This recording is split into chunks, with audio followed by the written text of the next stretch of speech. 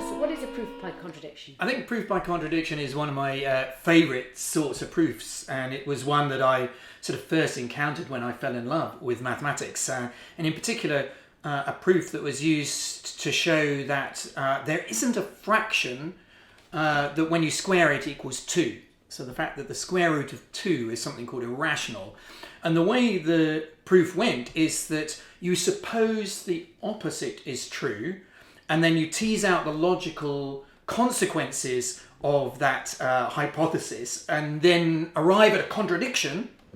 And we don't have contradictions in maths, that's the hope. And this therefore implies that your hypothesis, the opposite of what you were trying to prove, is false. Therefore, what you're trying to prove is true. So the idea was, assume there is a fraction, which when you square it equals 2. You follow through the logical consequence of that, you arrive at the contradiction that all odd numbers are even numbers. So you say, well, actually that original hypothesis that the square root of 2 can be written as a fraction was false, and therefore the square root of 2 is this new number we call irrational. Yeah, so I took that, and I was thinking about, this piece is for string quartet. Speaking with the Piatti string quartet, who we developed this with, I'd been speaking to them about their favourite repertoire, but certainly to start with, we decided that maybe Haydn Opus 1, Movement 1, is axiomatic, if you like, for string quartets or string quartet writing. And so, because I wanted to take, I suppose I was interested in starting from somewhere that we would know, so that we could get a sense of, if we applied some kind of musical proof by contradiction, that we would be false or not, So I like that idea of, what are our axioms in music? Axioms in mathematics are the kind of obvious truths about numbers and geometry, but the idea of where's the starting place for the development of the quartet, which is what you're producing. Haydn Opus 1 seemed a brilliant idea.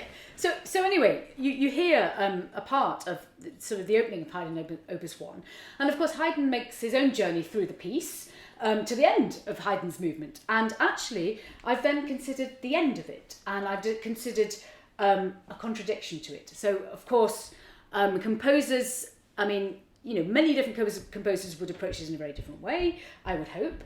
I took the end of Haydn's string quartet, which is it's in rhythmic unison, everyone plays together, it's quite in the middle register, it starts loud and it's quite quiet, and it feels complete maybe, and I thought, okay, let's assume the opposite to this. And looking through this score, I reach this, but I sort of start extremely slowly, and I have the instruments of the string quartet, so that's violins, 2 violins, a viola and a cello, and I have them spread out so that they're extremely high and extremely low rather than in the middle register, so that's an opposite in one sense.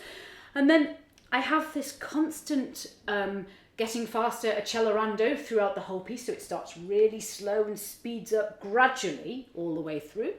And then another thing I do is that I get from extremely quiet, and that gets louder and louder and then louder as a crescendo through.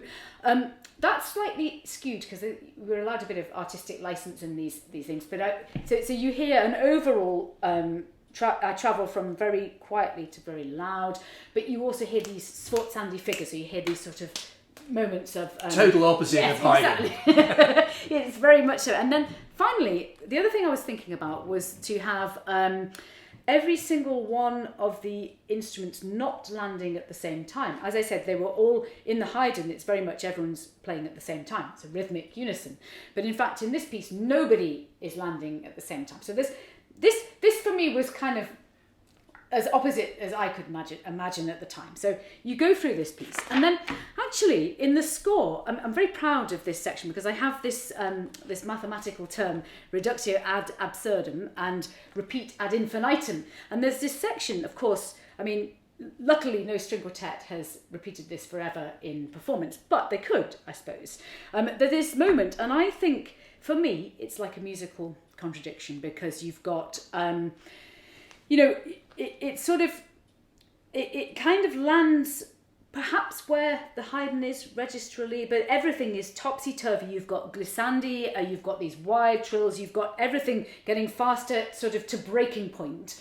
And I just feel I suppose it's this. We always talk about this, about the difference between mathematical truth and then what is musical truth. And Yes. I suppose what I've learned or what I've gained from this process is I would never have written this.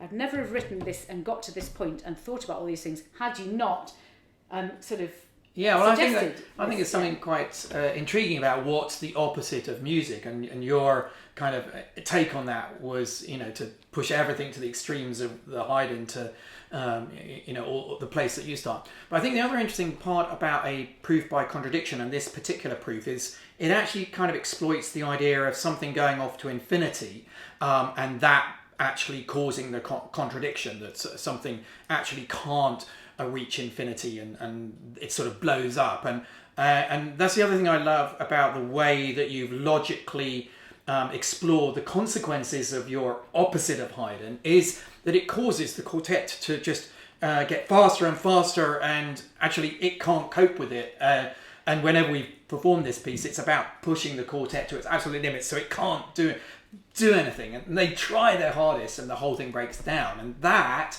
is the kind of contradictory moment when the quartet can't play anymore, and I like that idea that you sort of try to capture the attempt at infinity in music just is impossible, because infinity in the kind of our universe, it's not clear that you can have infinity truly, so maybe it's just a mathematical idea.